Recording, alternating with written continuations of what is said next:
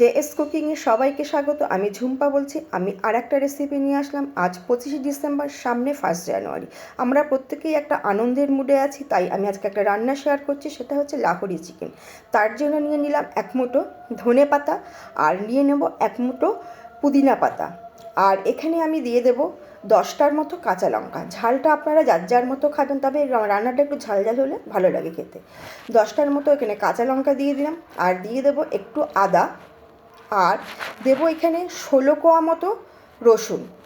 একটা মোটামুটি গোটা সাইজের একটা রসুনই এটাকে ছাড়িয়ে দেওয়া হয়েছে। আর দিয়ে দেবো এখানে 3টে মিডিয়াম সাইজের পেঁয়াজ দিয়ে এটাকে আমি একটা স্মুথ একটা পেস্ট বানিয়ে নেব। আচ্ছা, এইবার এই রান্নাটা করার জন্য আমি মাংস নিয়েছি 1 কেজি মুরগির মাংস নিয়েছি। মাংসটাকে আগে থেকে ধুয়ে পরিষ্কার করে এটাকে রেখেছি। এটাকে আমাকে এবার ম্যারিনেট করতে হবে। এর জন্য দিয়ে দিলাম 2 চামচ মতো টক দই, আর দিয়ে দেব এখানে লবণ, আর দেব যে আমি যে পেস্টটা বানিয়ে রেখেছি সেই পেস্টটা।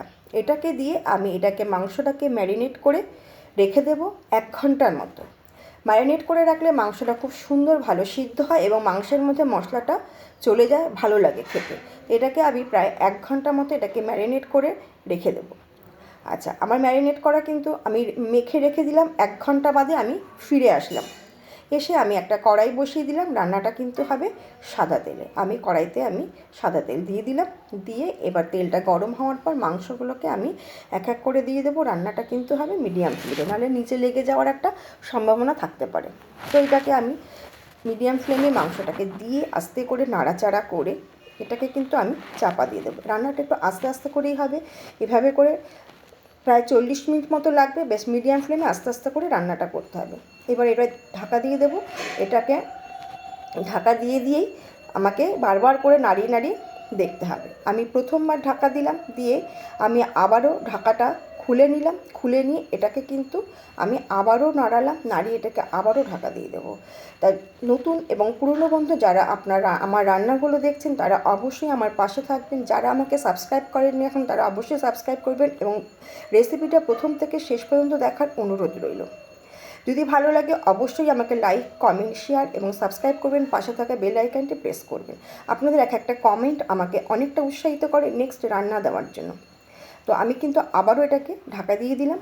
দিয়ে এটাকে আমি আবারও ঢাকাটা খুলে নিলাম। খুলে নিয়ে একটুখানি রান্নার স্বাদের ব্যালেন্সের জন্য একটু মিষ্টি দিয়ে দিলাম, খুব সামান্য একটু মিষ্টি দিয়ে এটাকে কিন্তু আমি আবারও এটাকে নাড়িয়ে দিয়ে আমি একটু জল দিয়ে দিলাম।